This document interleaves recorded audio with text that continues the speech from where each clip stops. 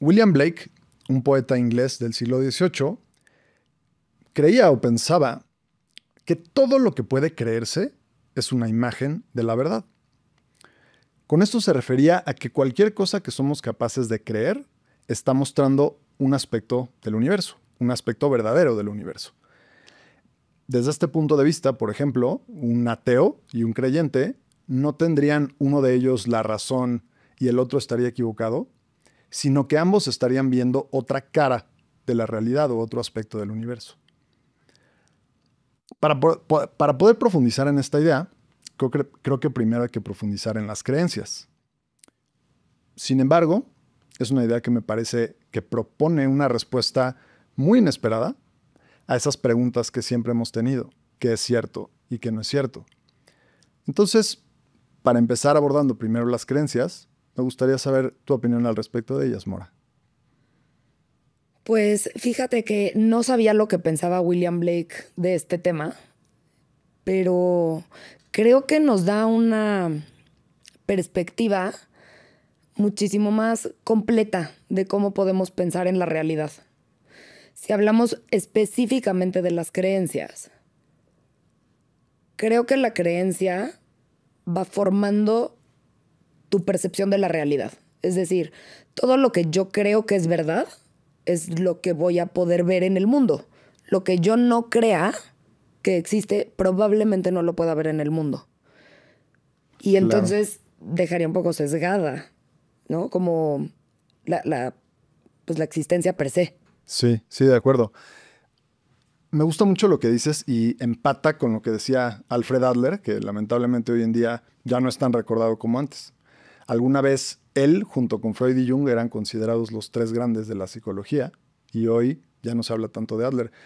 Pero justamente él pensaba o decía que no vivimos y no nos comportamos tanto de acuerdo a una realidad objetiva, sino de acuerdo a ficciones que tenemos de la realidad. Creo que eso ensambla bien con lo que dices.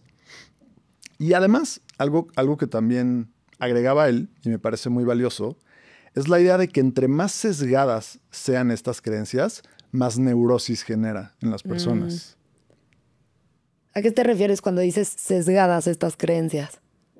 Pues para poderlo pensar así, tenemos que aceptar que sí hay una realidad objetiva, a pesar de que no nos comportemos de acuerdo con ella, sino con las creencias, y el sesgo sería la distancia Ok, entre las creencias y la realidad objetiva. ok. Híjole, aquí no tiene mucho que ver, pero hay una cuestión que me parece interesante que es entre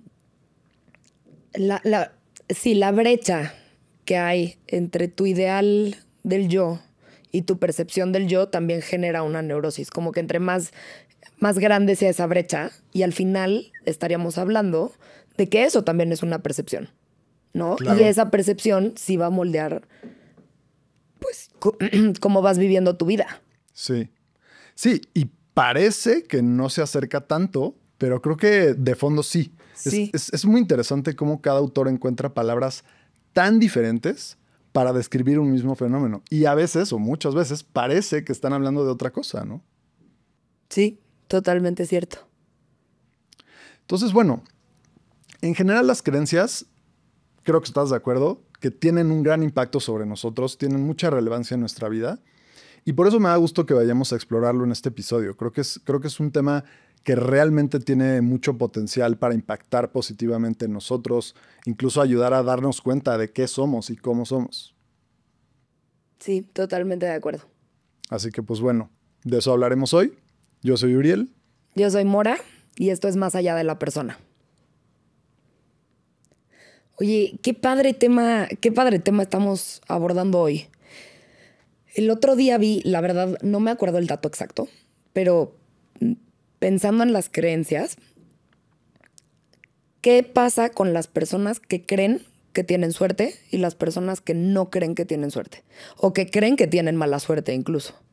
Y estaba viendo como era algo en redes sociales, no te podría decir que era un estudio científico que leí, pero venía como una cierta data en la que mencionaban que las personas que creen que tienen buena suerte es más probable y tienen más chance de encontrarse con cosas que les sumen y que les aporten en su vida. Es decir, las personas que creen que tienen buena suerte tienen más probabilidades de encontrarse a un conocido en la calle que les facilite ese día X dinámica que tenían.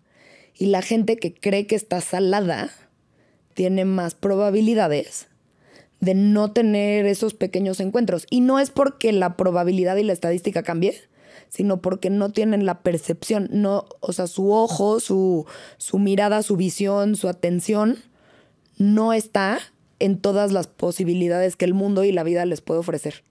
Ok. Esa última aclaración que haces me gusta mucho porque me imagino que si sometiéramos esa afirmación a una prueba experimental estricta, rigurosa, científica, seguramente justo encontraríamos que la estadística no lo respalda. Sin embargo, cuando hablas de percepción, no dudo que así sea. Y creo que nos ayuda mucho a darnos cuenta de una forma muy palpable la gran importancia que tienen las creencias. Sí, totalmente. Y cómo nos van limitando en la vida. O, Porque, o ayudando. ajá, o ayudando, ¿no? Pero limitando, quisiera usar la palabra limitando independiente a que no sea negativa la connotación con la que la use, pero porque creo que si tu creencia, aunque te sume en la vida, pero tu creencia te cierra la opción de mirar, ahí también te limita. Pero ¿estás hablando de que a fin de cuentas las creencias construyen la realidad? ¿O estás hablando de que necesariamente la limitan, aunque sea una limitación en un sentido positivo? Creo que las creencias construyen nuestra realidad. Ok. O sea, lo que creemos es lo que vivimos. Nuevamente te vas con Alfred Adler. Claro. Sí. Tratando de aterrizarlo todavía un poquito más, me gusta mucho esa escena de Space Jam donde Bugs Bunny, cuando ve que los Looney Tunes van perdiendo, los convence de tomar agua del termo de Michael Jordan y les hace creer que tiene una fórmula secreta y en efecto los lleva a jugar mucho mejor.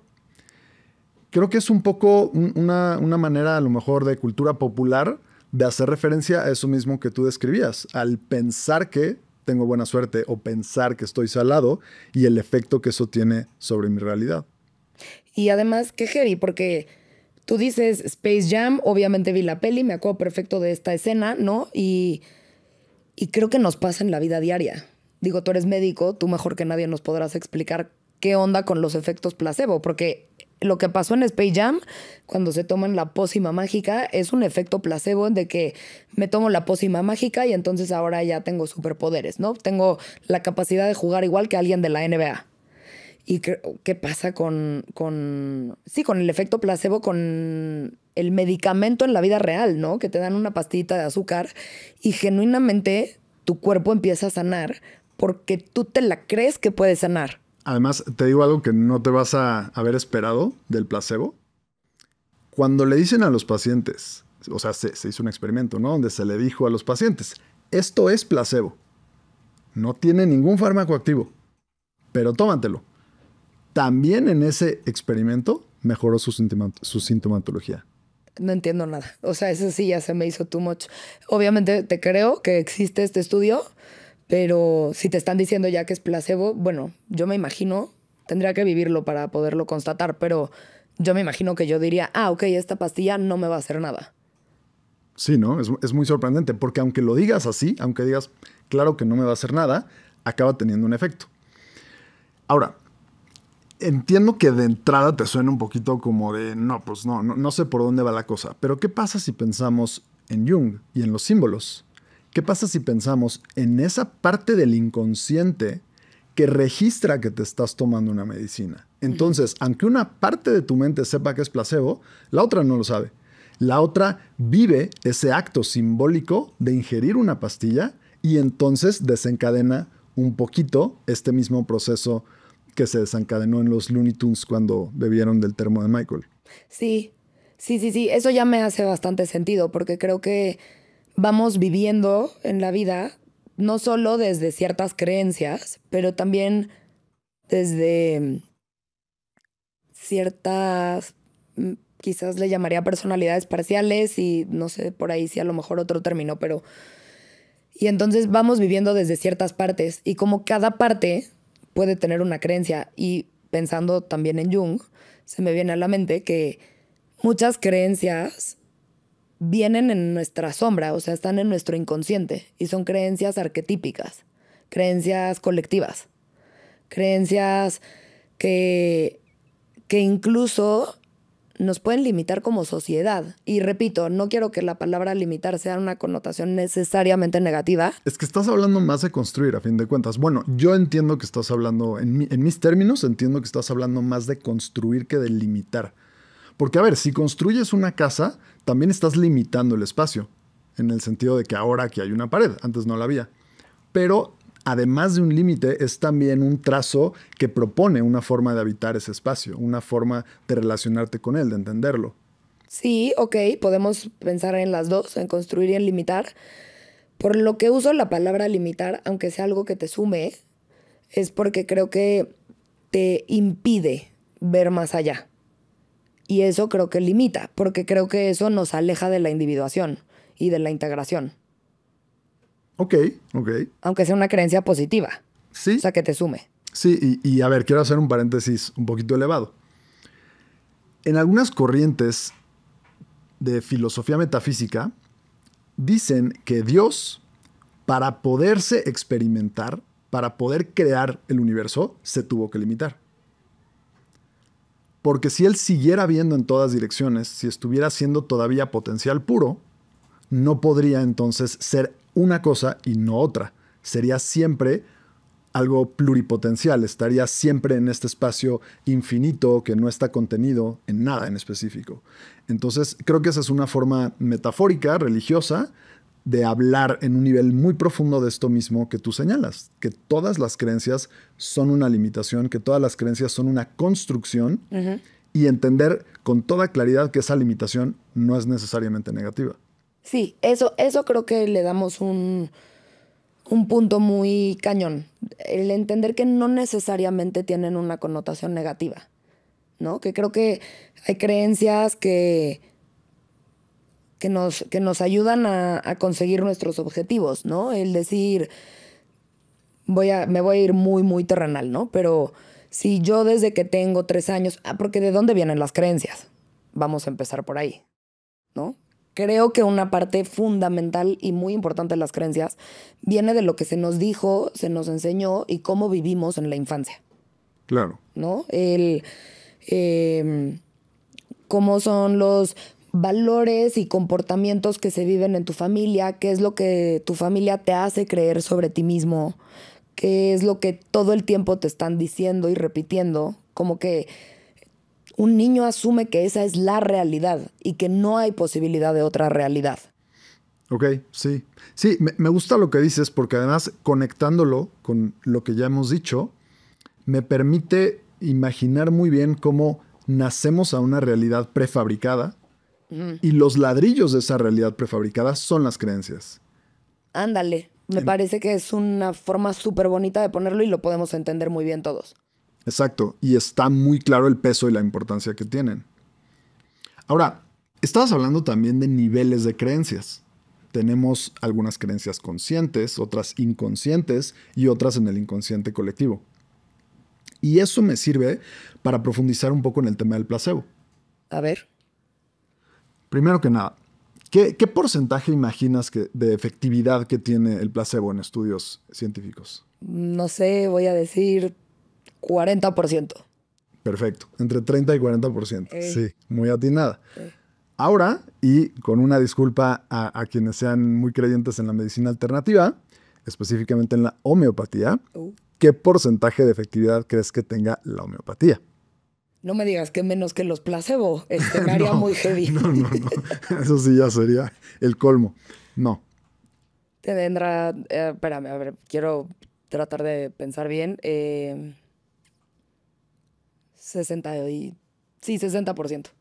30 a 40%. ¿Igualito? Igualito. Pues sí, makes sense. En algunos estudios tiene un poquito más. Pero la explicación de por qué tiene un poquito más está muy interesante y se conecta con lo que te decía de estos estudios donde incluso sabiendo que una pastilla es placebo tiene un efecto positivo. Y la cosa es así. En la homeopatía hay un primer placebo en el contacto con el médico. Claro. Te escucha, te pone el estetoscopio en muchos casos, porque generalmente son médicos de formación alópata que después se especializan en homeopatía. Te apapacha, te atiende, ¿no? Hace una historia clínica, te da un espacio, te pone atención. Sí, sí, sí. Entonces, todo este ritual de ser atendido por un médico ya es un primer nivel de placebo. Y además, híjole, sí de placebo, pero creo que también calma la angustia. Claro. Y creo que cuando uno puede calmar la angustia, los síntomas van a bajar. Entiendo que no todo padecimiento médico tiene que ver con una psicosomatización, pero algunos síntomas, y por lo menos la ansiedad, va a disminuir. Sí, no, claro. Eso suma. Además, exacto. Y suma en cualquier padecimiento. A lo mejor no lleva a la cura, pero sí suma en el sentido de que al disminuir la ansiedad, disminuye el estrés y entonces se fortalece el sistema inmune. Claro. Sí, sí, es buena la manera en la que lo complementas. Entonces, pues ya tienes todo esto y todavía ni siquiera te dan el fármaco.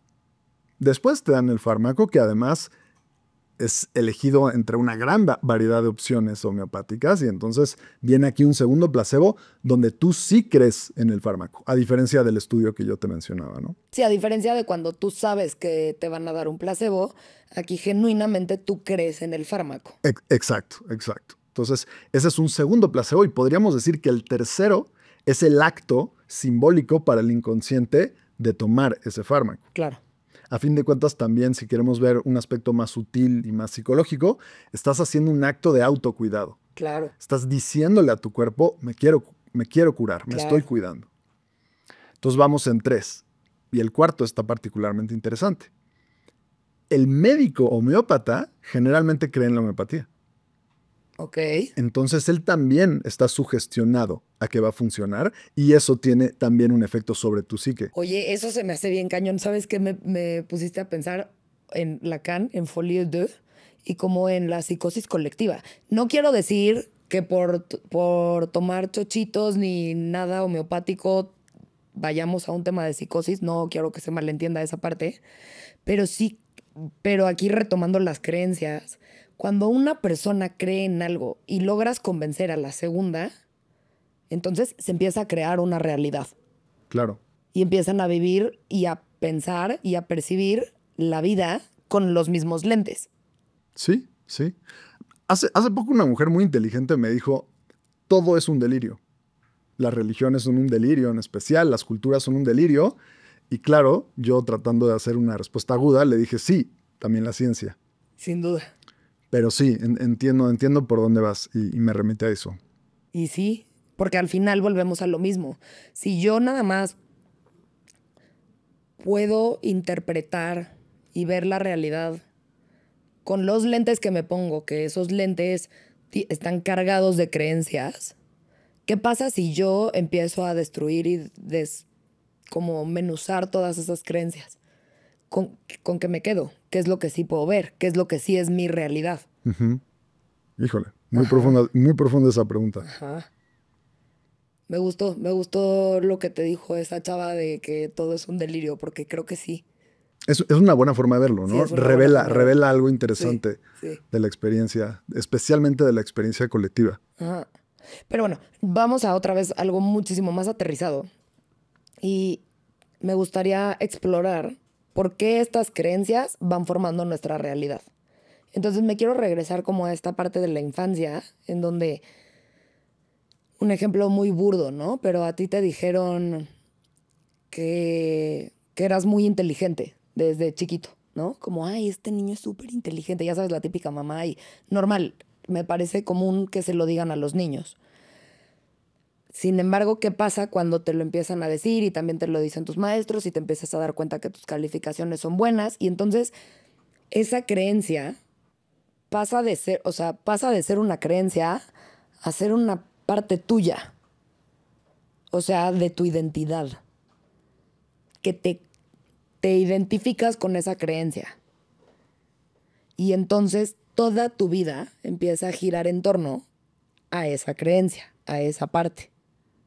Ok. Y en este caso sería una creencia positiva. En este caso, claro, bueno, supongo que puede haber ciertas cargas difíciles cuando eres la persona más inteligente del mundo y así, no sé, debe de.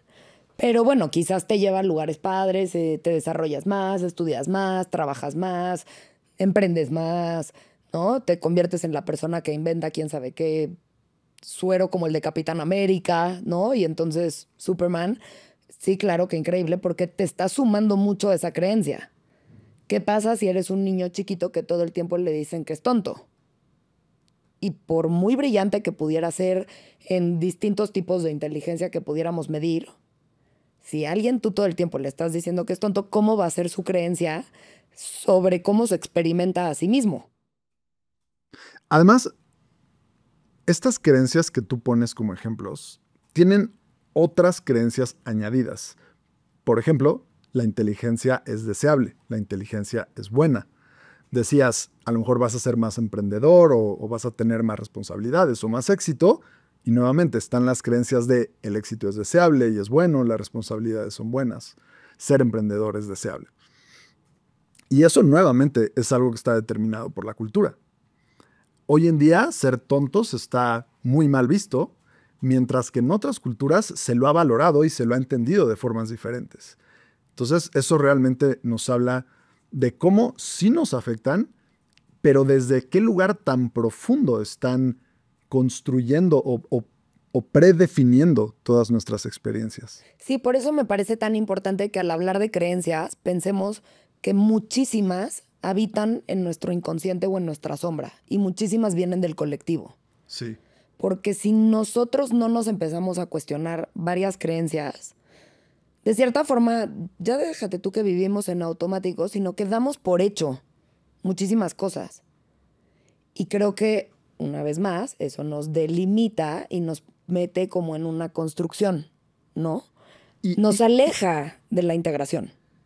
bueno, es que ahí sí no sé, porque siempre vamos a estar metidos en una construcción u otra. Entiendo Creo que el que tema es si te la impusieron o si tú la elegiste o eres sí, capaz de remodelarla o diseñarla. sí, o sea, como que, ¿sabes cómo lo pienso a veces? Como si fueran, tengo un paradigma de este tamaño y cuando rompo ese paradigma hay otro que es de este tamaño y cuando rompo ese va a haber otro y siempre va a haber un paradigma. Yo no concibo un mundo donde no hubiera paradigmas, Ok, pero ¿no? el punto es estar ampliando esa construcción que te delimita en vez de quedarte en ese cuartito chiquito que a lo mejor te tocó cuando eras niño. Ajá, te voy a decir por qué. Porque si tu creencia es, esto es malo, lo que sea, ¿no? Tomar medicamento homeópata es malo. Ok, sí, entiendo que a lo mejor no tiene el mismo grado de eficacia que medicamento real. Bueno, no le quiero decir real, pero bueno, me entiendes. Alópata. Ajá. Eh, entiendo esa parte, pero no es que sea malo, es que todo tiene una parte buena y mala. Entonces, si mi creencia es reducida, mi experiencia en la vida se ve reducida. Por eso yo creo que es importante ampliar las creencias, porque ampliamos nuestra experiencia en la vida. Y al ampliar la experiencia en la vida podemos ver más posibilidades, tenemos menos neurosis, porque hay menos pelea interna. Ok, ok, sí. Y, y a ver, intentando aterrizarlo en el sentido de entender cómo son estas construcciones. Porque estamos diciendo que básicamente cada cabeza es un mundo o cada cabeza es una casa o un castillo, porque es una construcción del mundo, de ese mismo mundo. Ujú. Entonces, una idea que me parece muy significativa para entender cómo está estructurado o cómo están diseñados los planos de estas casas que habitamos mentalmente, estas casas de creencias, es una idea de Mircea Eliade, un antropólogo muy significativo en la historia de la humanidad e historiador, que decía que la creencia que está en el centro de cada cultura es la creencia sobre qué es la vida. Ok, ¿me puedes dar un ejemplo? Suena interesante, pero me gustaría un ejemplo para entender. Pensémoslo así, una persona que cree que la vida es una experiencia limitada al mundo material, que termina con la muerte, que no tiene sentido, y por ende su único sentido es tratar de disfrutarla, pues sin darse demasiada cuenta va a vivir toda su vida en consecuencia de esta idea central. Claro. Ok. Una persona que cree que la vida es una prueba para el alma, por ejemplo, que también es algo que he escuchado, va a vivir toda su vida desde esta óptica. Ay, qué horror. Es que esa es la parte que digo que hay que romper creencias, hay que cuestionárnoslas. Porque nos van, o sea, te van guiando y no quisiera pensar y no quisiera decir que hay creencias mejores que las otras. Creo que parten de diferentes lugares y llevan a diferentes lugares. Pero se me hace muy duro que nos limite toda la experiencia pensar algo así. Cuando no lo elegiste, ¿no? Exacto, cuando no te lo cuestionas. Ya si quieres romper la creencia o no, tienes razón. Si quieres romper la creencia o no, ya queda en ti, tu libre albedrío, haz lo que quieras con tu vida. Y además, más que romperla sería cambiarla, ¿no? O se podría vivir completamente sin creencias. No, yo no creo. No creo que exista la experiencia humana sin paradigmas. La iluminación, tal vez. Pero entonces es la nada. Y ok, pero voy a repetir lo que siempre digo, ok, pero entonces son chispazos, porque Chispazos de experiencia pura, infinita, sin creencias. de iluminación. Y después tener que regresar. Entonces, por lo tanto, más que romperlas, quizá lo más terapéutico sería buscar remodelarlas O soltarlas. o construirlas. Pero en la iluminación no hay construcción. Ah, bueno, ya te estás regresando a las alturas. Pero, ok, bajemos de nuevo.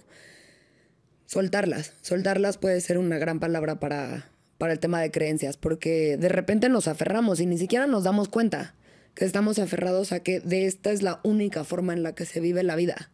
¿Te acuerdas que en la maestría nos enseñaron que solamente le puedes quitar algo a un consultante si le das algo a cambio? Sí. Entonces creo que está bien soltar creencias, pero para poder soltar la primera, tienes que tener lista la segunda para agarrarte de ella. Ok. Entonces, no. Ok, sí, pero espérame, porque ahí ya no hay integración. A ver, te escucho.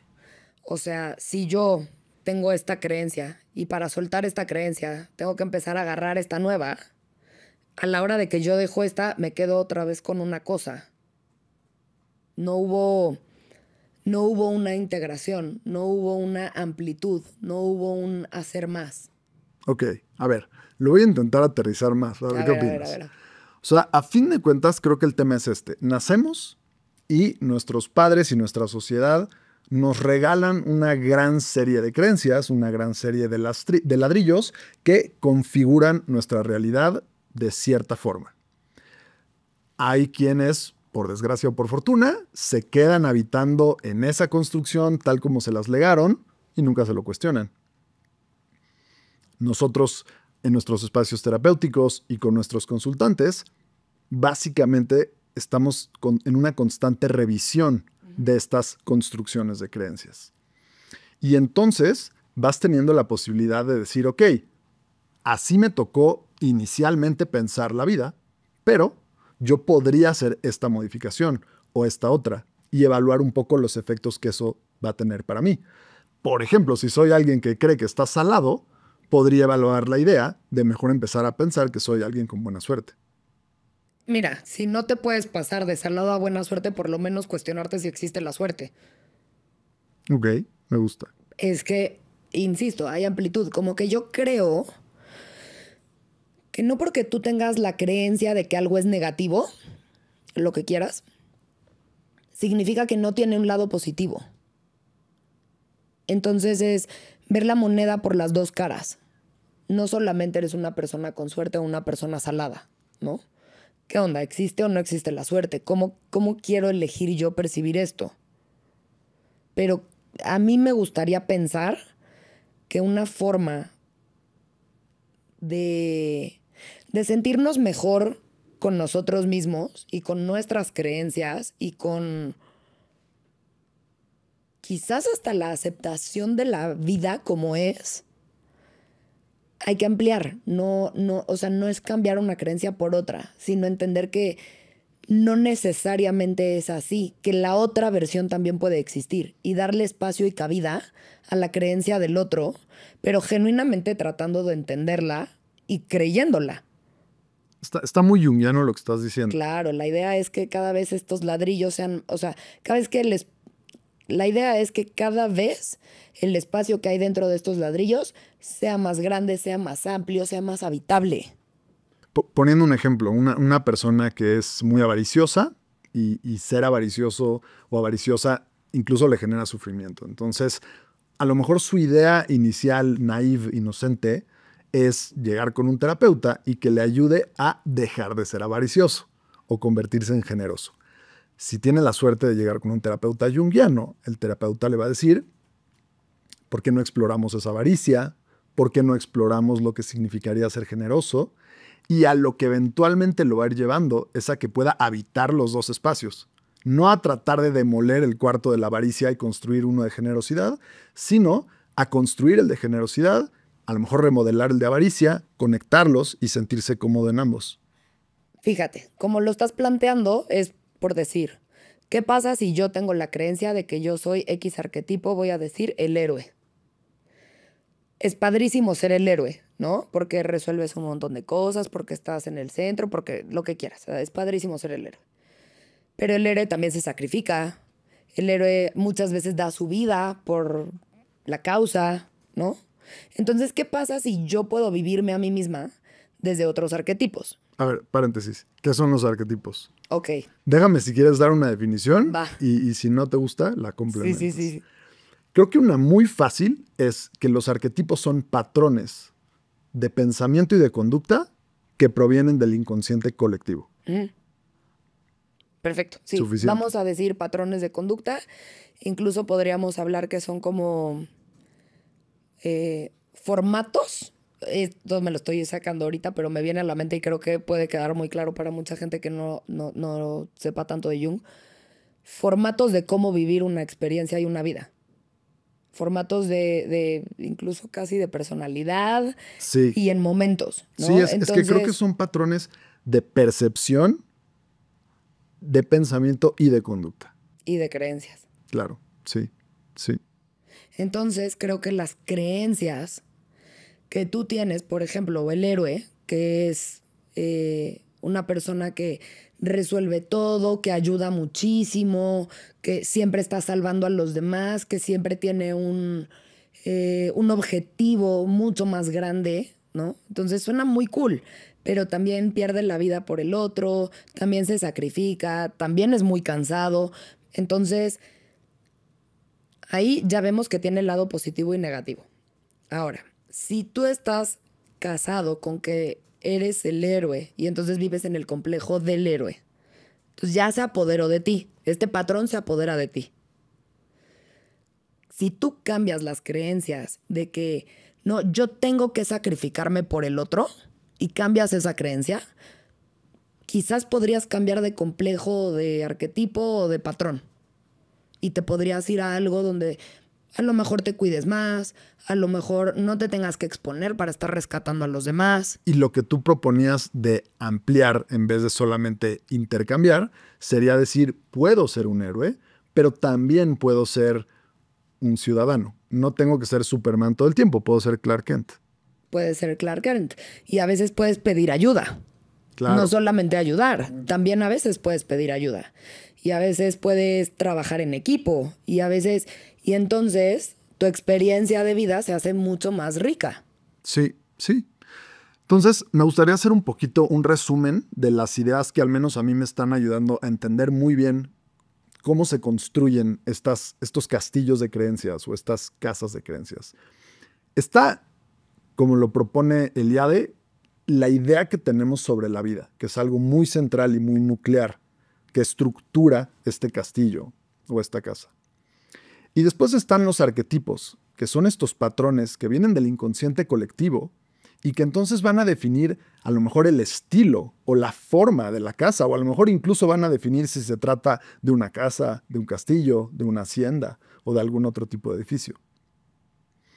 Y entonces nos acercamos un poco a quizá lo que es lo más interesante, que es cómo cambiar estas creencias, cómo reconstruir o remodelar los espacios mentales que habitamos o el mundo que nos hemos inventado, que nos han contado que existe.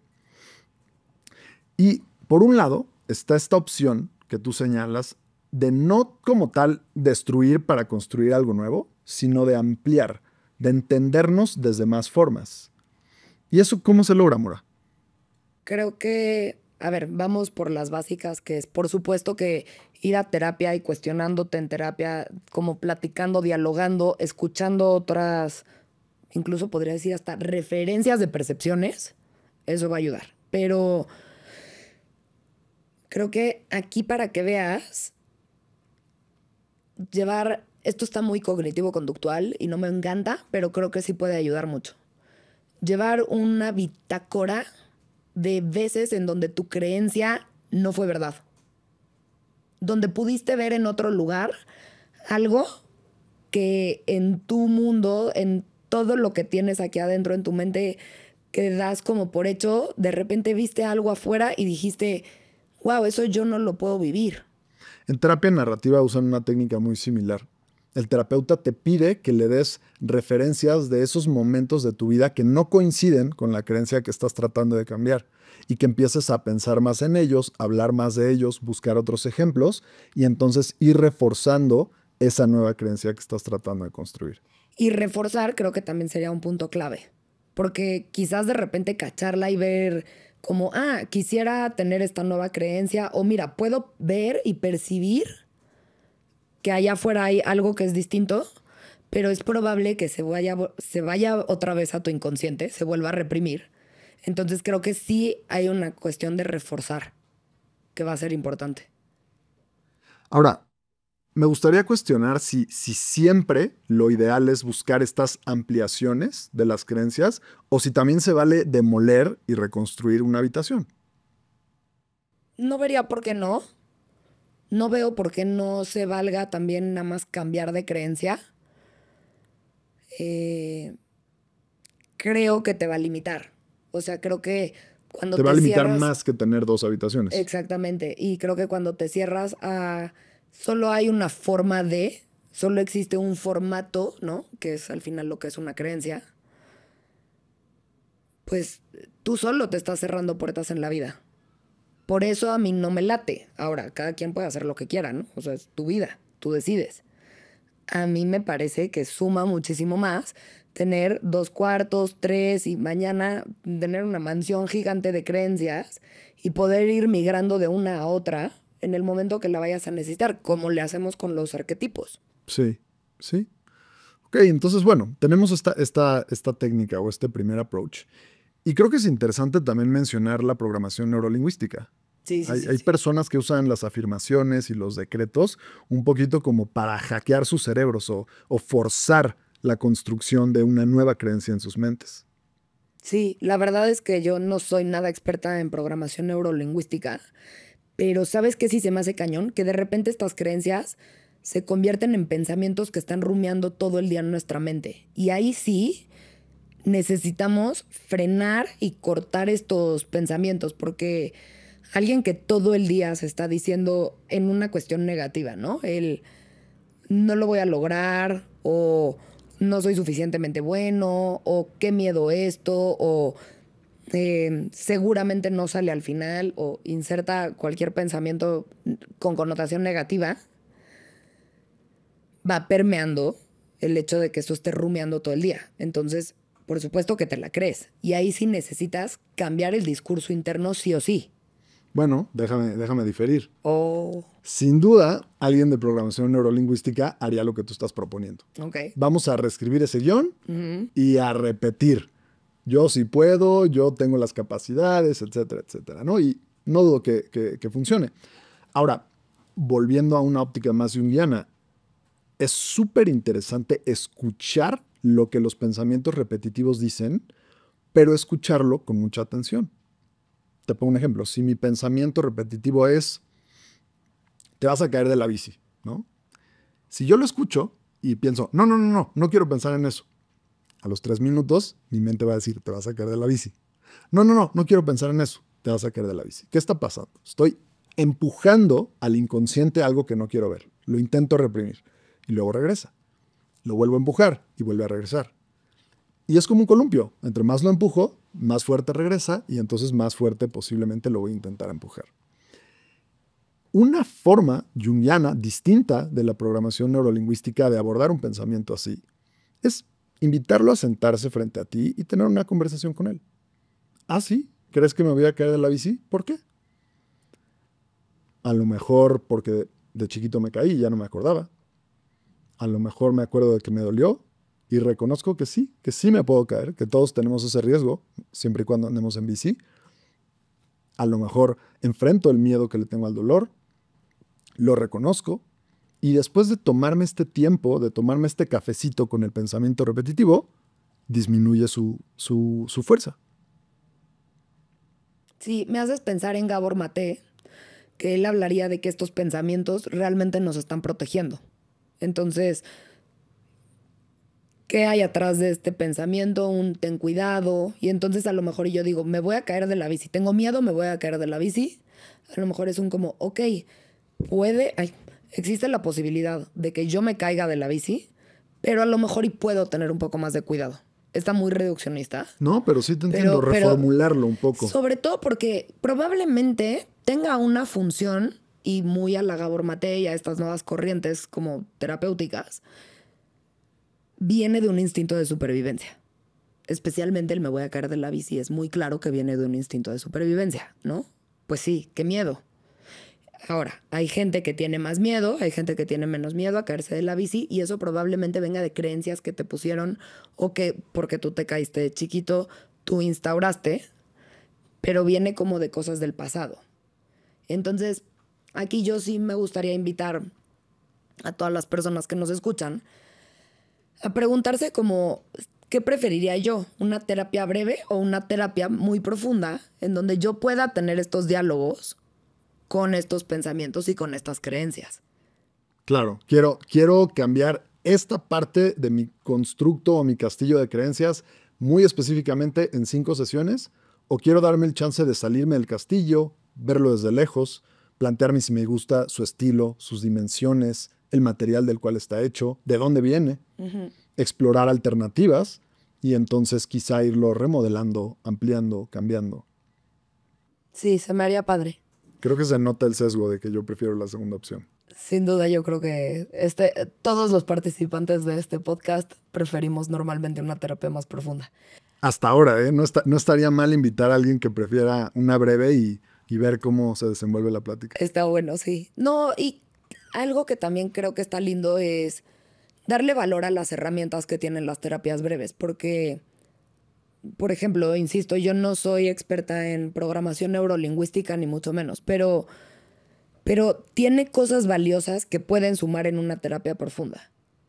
De acuerdo, sí. Y como herramientas, pues qué padre, porque volvemos a lo mismo. Como yo percibo, entre más creencias puedas habitar, entre más herramientas tengas, pues también hay más amplitud de vida. Sí. Y creo que eso suma. Sí. Por algo yo considero que el modelo óptimo es el integral, para no perderse de todo eso positivo que tienen las terapias más breves o superficiales, ni tampoco de eso positivo que tienen las terapias más profundas. Ahora, volviendo al tema de cómo cambiarlas, ahora me quiero ir para el otro lado, lo más que sé cómo hacerlo, que es en esa dirección de cambiarlo a como dé lugar, de cambiarlo lo más rápido posible. Incluso la programación neurolingüística tiene una limitante en el sentido de que considera que primero tengo que creerme que soy bueno actuando, por ejemplo, para entonces poder hacer un buen papel como actor. Y hay una alternativa moderna que dice, ¿por qué no? Primero actúas para que entonces tu inconsciente se la crea.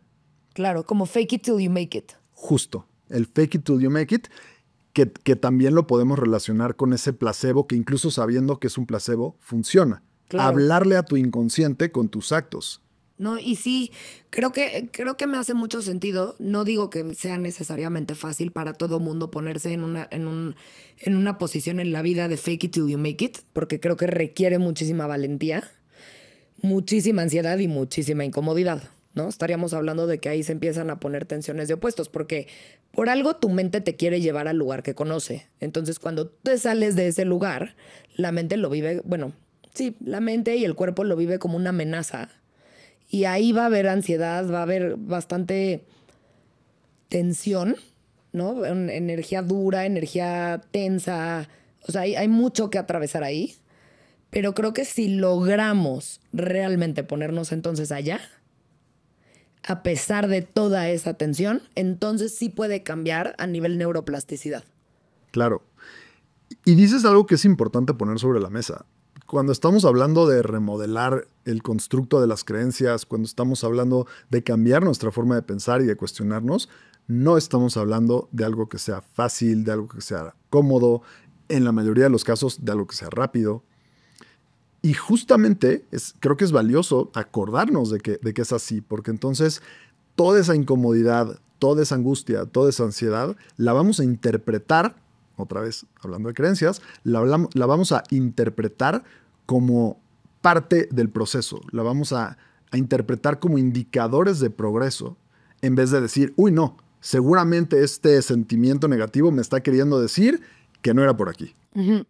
Sí, y fíjate que esa es una creencia que estaría muy padre que todos cada vez tengamos como más integrada, porque solamente para crecer, para sanar, bueno, no me encanta la palabra sanar, pero para salirnos de la zona de confort, para poder experimentar más vida, hay que atravesar esos miedos, esas ansiedades, y no es fácil salir de una zona de confort. Y para salir de una creencia que realmente te está limitando, como el pensar, yo no soy bueno actuando, ¿no? Yo no soy inteligente, yo no soy X cosa. Para salirte de ahí, tienes que atravesar toda la incomodidad. Entonces creo que si podemos ir fortaleciendo el músculo de sentirnos, podernos vivir a nosotros mismos incluso en la incomodidad, ¿no? Y no querer desertar y no querer huir de esa incomodidad. Creo que ahí hay mucho potencial para que te construyas un super castillo. Definitivamente. Y además, también creo que una pregunta importante de responder es, ¿cómo le hago para hacer esto si me estoy sintiendo tan ansioso, por ejemplo? Y lo que yo he encontrado como la respuesta más valiosa es hacerlo a pesar de la ansiedad, hacerlo con la ansiedad. Porque si yo pretendo que se me quite esa ansiedad, el momento probablemente nunca llegue. Sí, no. Entonces, es atreverme a hacerlo con todo eso que estoy sintiendo. Creo que sí, hay que atrevernos a hacerlo a pesar de la ansiedad. Creo que no para todo el mundo va a ser igual de fácil y también le doy como mucho, pues, empatía y respeto a las personas que a lo mejor y fue demasiada ansiedad, pero también los y nos invitaría a que cuando eso te esté pasando, neta, neta, sigas. A mí, sabes que me ha funcionado, y esto es 100% personal, y lo aprendí por Gabor Maté, un poco el tratar de entender lo que está pasando y es como, ok, mira, aquí hay una taza, otra taza, está el buró, estoy con Uriel, estamos grabando un podcast, están las cámaras. No estoy en una jungla, no me está tratando de comer un león, no me estoy aventando de un paracaídas. Entonces, como que eso me ayuda a que mi sistema nervioso se pueda calmar un poquito porque puedo poner en contexto lo que realmente estoy pasando. La incomodidad y el miedo de salirse de la zona de confort a veces parece que nos va a aniquilar, o sea, de muerte. Y hay que hacerle ver que no. Sí, sí, me gusta. Un poquito anclándote en el presente, en lo que, entre comillas, objetivamente está pasando. Claro. Y haciendo un poco un resumen, entonces, para poder cambiar las creencias es importante tolerar la incomodidad. Podemos hacerlo a través de establecer un diálogo con otros potenciales, otras posibles creencias. Podemos hacerlo un poquito más como un hack usando la programación neurolingüística o incluso hacer el intento de fake it till you make it. Sí. Ahora, al mismo tiempo, algo que está implícito, me parece, en lo que estamos diciendo, es el solo hecho de observar las creencias como una herramienta que forma parte de todas las demás. Claro, justo te iba a decir, como, y quizás darte cuenta de que, o sea, empecemos por darnos cuenta qué creencias tenemos. Empecemos por darnos cuenta qué creencias me gustaría tener.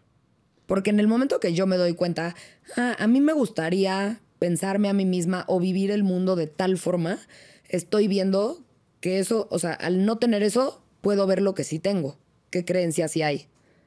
Sí, sí, y sí quiero decir que no a fuerzas se tiene que hacer con un terapeuta. Si no tienes el tiempo o en tu terapia se está trabajando otro approach, puedes agarrar un cuaderno y ponerte a escribir. ¿En qué creo? En todo esto. ¿Qué quiero creer? En todo esto otro. Y yo agregaría, ¿y por qué quiero creer en todo eso otro? Para también abrir un poco más la Claro, ¿de qué ventana me sirve? del autoconocimiento, sí. Y ya en algún episodio habíamos hablado sobre ella, pero la técnica de los cuestionarios de Byron Katie es muy buena para romper y esa, la verdad es que sí la puedes hacer fácil con ChatGPT, ¿no? Incluso quizás hasta buscar solo el cuestionario en línea. Y desde ese ángulo hay que ser muy valiente y hay que atreverse a querer ver, pero creo que sí se puede y esa es una herramienta muy fácil y es para todo mundo, o sea, todo mundo tenemos acceso a ella. Sí, y atreverse a ver es la apuesta de la psicoterapia. Eso creo que es bueno que quede claro, de la psicología y de mucho del desarrollo humano. La apuesta es atreverse a ver, porque bueno, si no queda claro eso, no sé a dónde estamos yendo. Exactamente. Ahora, hay algo un poquito más, a lo mejor, amplio detrás de lo que estamos diciendo que me gustaría pelotear contigo. ¿Hasta dónde, si yo me permito tener una mansión enorme de diferentes creencias, si yo me permito usar el arquetipo que sea, o ser usado por el arquetipo que sea, hasta dónde puede haber una pérdida de identidad, una pérdida de sentido?